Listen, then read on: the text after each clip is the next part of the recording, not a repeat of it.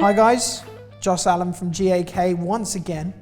We're here at the London HQ, the Gibson London HQ. Got Mark here, he's sitting just behind the camera.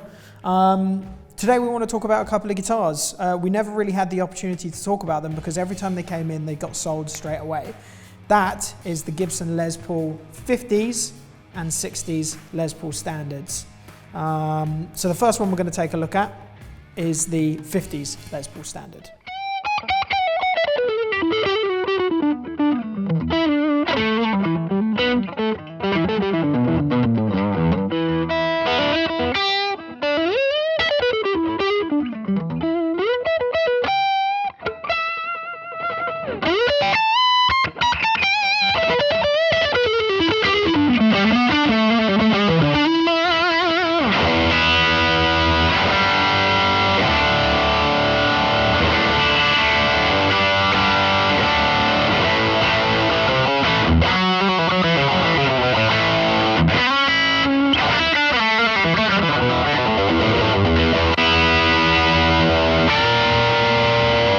Cool. So this is the 50s Les Paul standard in a killer tobacco burst. Probably my favourite shade or finish that Gibson do on a Les Paul is killer. Always reminds me of just some of my favourite guitar players that play Les Pauls. So they've gone back to just having a completely standard guitar. So let me run you through the specifications of this guitar.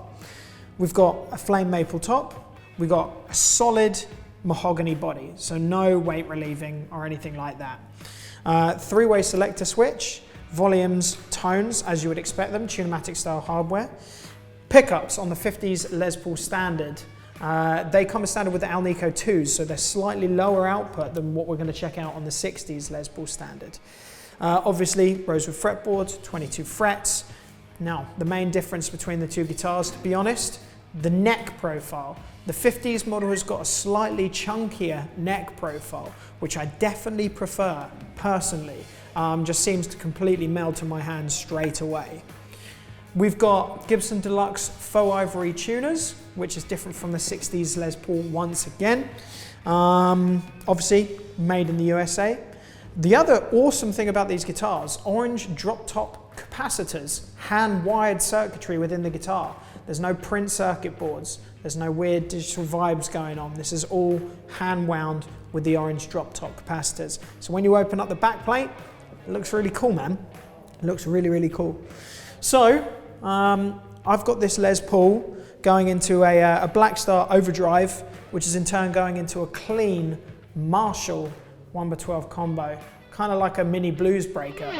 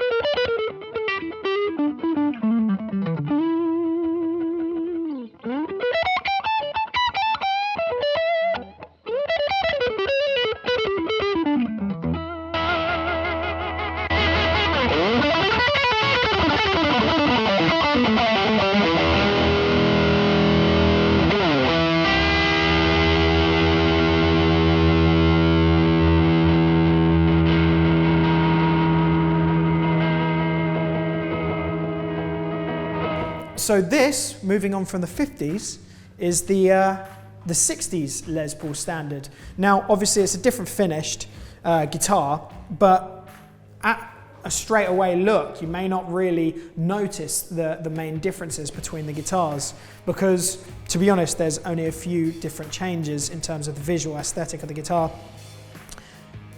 In terms of parts and bits and pieces, those are some of the main changes. The different knobs And also, you've got Grover style tuners. Well, you've got Grover tuners on here instead of the Gibson Deluxe Faux Ivory style ones.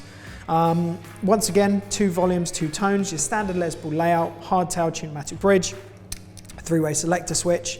Now, pickup wise, Alnico 5s. So instead of Alnico 2s, you've got Alnico 5s, so it's a little bit more of a pokier sounding pickup.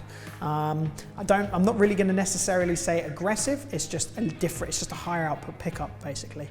Now, the one thing that makes a massive difference between the 2 year specific standards is the neck profile. The neck profile is a lot slimmer. It's actually I mean, because when you play a chunky neck profile and you go to something that's slimmer, it almost seems like a drastic difference, just for the pure fact that a small amount on something that you're used to in terms of change can make a big difference. So yeah, you've got a much slimmer 60s profile neck. Once again, rosewood fretboards, 22 frets. So yeah, those are the main differences. Once again, all hand-wired circuitry within the tone and volume section behind there, obviously, behind the plate. And you've got orange drop-top capacitors once again. They obviously come in a multitude of different finishes as well. Very, very cool guitars. So let's see how the 60s Les Paul sounds instead of the 50s.